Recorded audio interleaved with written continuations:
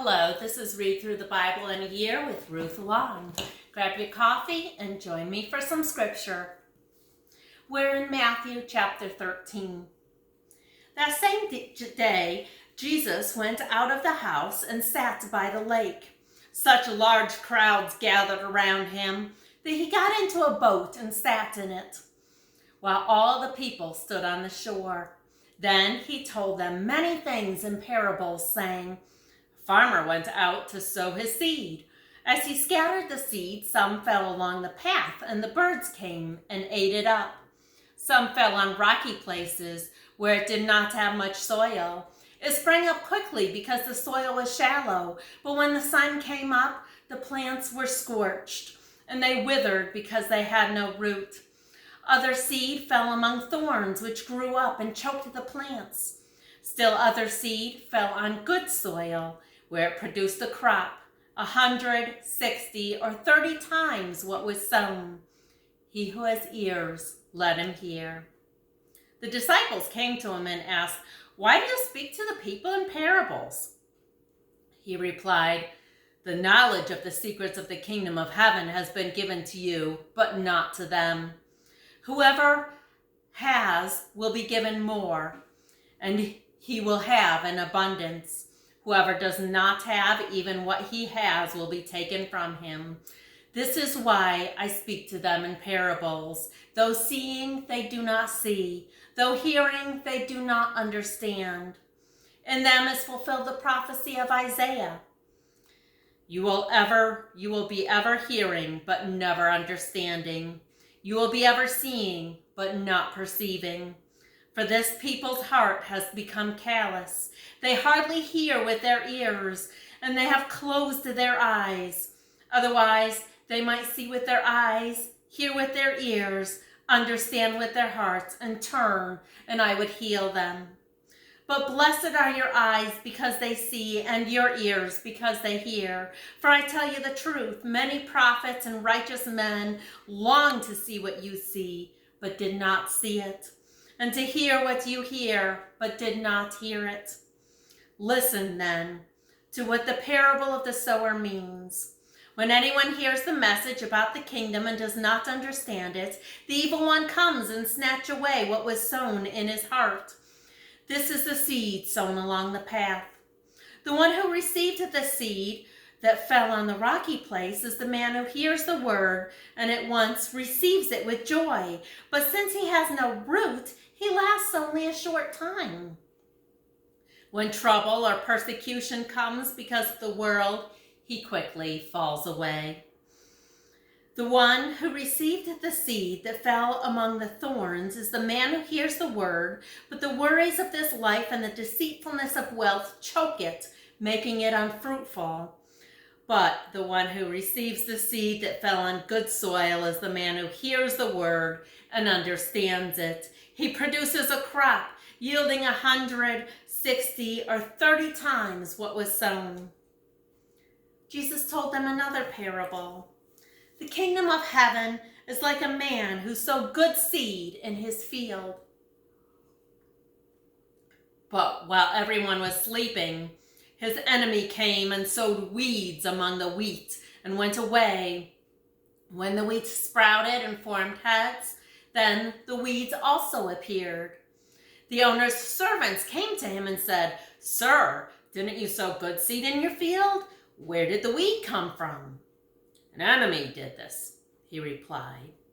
The servants asked him, Do you want us to go and pull them up? No, he answered, because while you are pulling the weed, you may root up the wheat with it. Let both grow together until the harvest. At that time, I will tell the harvesters, First collect the weeds and tie them in bundles to be burned, then gather the wheat and bring it into my barn. He told them another parable. The kingdom of heaven is like a mustard seed, which a man took and planted in his field. Though it is the smallest of all seeds, yet when it grows, it is the largest garden plant and becomes a tree, so that the birds of the air come and perch in its branches. He told them still another parable. The kingdom of heaven is like yeast that a woman took and mixed into a large amount of flour until it worked all through the dough. Jesus spoke all these things to the crowd in parables. He did not say anything to them without using a parable.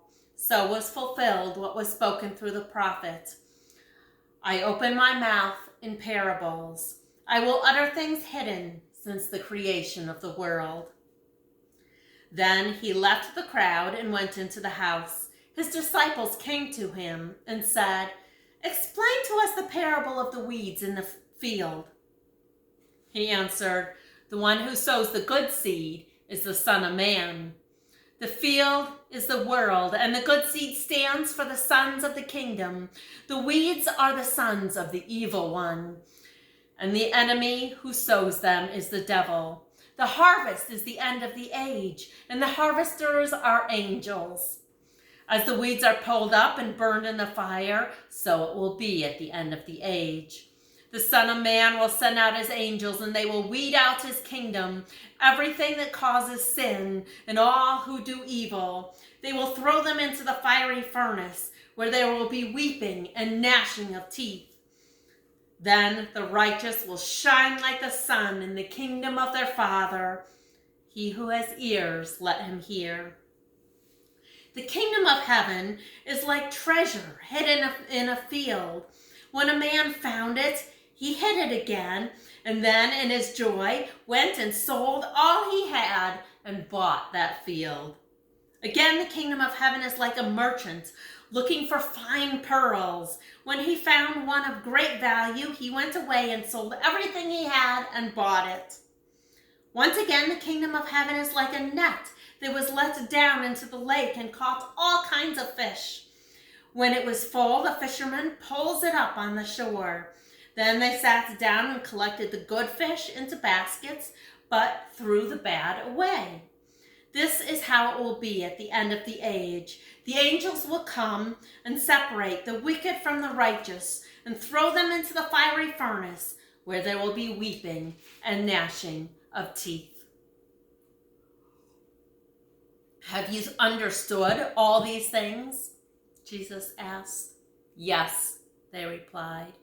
He said to them, "Therefore, every teacher of the law who has been instructed about the kingdom of heaven is like the owner of a house who brings out of his storeroom new treasure as well as old."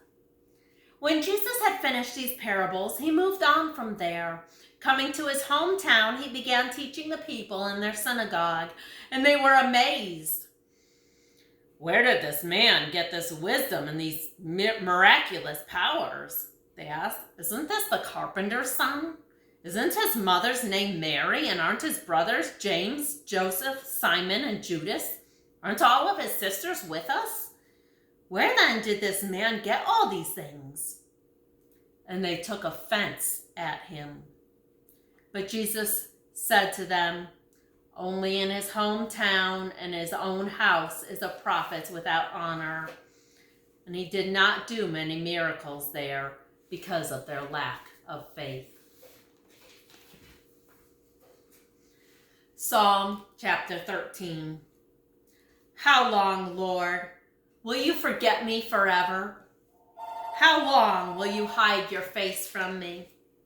How long must I wrestle with my thoughts and every day have sorrow in my heart? How long will my enemy triumph over me? Look on me and answer, O Lord my God. Give light to my eyes, or I will sleep in death. My enemy will say I have overcome him, and my foes will rejoice when I fall. But I will trust in your unfailing love. My heart rejoices in your salvation. I will sing to the Lord, for he has done good to me. Genesis chapter 13. So Abram went from Egypt to the Negev with his wife and everything he had, and Lot went with him. Abram had become very wealthy in livestock and silver and gold. From the Negev, he went from place to place until he came to Bethel, to the place between Bethel and Ai, where his tent had been earlier and where he had first built an altar. There Abram called on the name of the Lord. Now Lot, who was moving about with Abram, also had flocks and herds and tents. But the land could not support them while they stayed together, for their possessions were so great that they were not able to stay together. And quarreling rose between Abram's herdsmen and the herdsmen of Lot. The Canaanites and Perizzites were also living in the land at that time. So Abram said to Lot, "Let's not have any quarreling between you and me, or between your herdsmen and mine, for we are brothers. Is not the whole land before you? Let's part company. If you go to the left, I'll go to the right. If you go to the right, I'll go to the left." Lot looked up and saw that the whole plain of the Jordan was well watered, like the garden of the Lord, like the land of Egypt toward Zoar. This was before the Lord destroyed Sodom and Gomorrah. So Lot chose for himself the whole plain of the Jordan and set out toward the east. The two men parted company. Abram lived in the land of Canaan, while Lot lived among the cities of the plain and pitched his tent near Sodom. Now the men of Sodom were wicked and were sinning greatly against the Lord. The Lord said to Abram after Lot had parted from them, "Lift up your eyes from where you are and look north and south, east and west. All the land that you see I will give to you and your offspring forever. I will make your offspring like the dust of the earth, so that if anyone could count the dust, then your offspring could be counted. Go, walk through the length and breadth of the land, for I am giving it to you." So Abram moved his tents and went to live near the great trees of Mamre at Hebron, where he built an altar to the Lord. Thank you. Have a great day. God bless.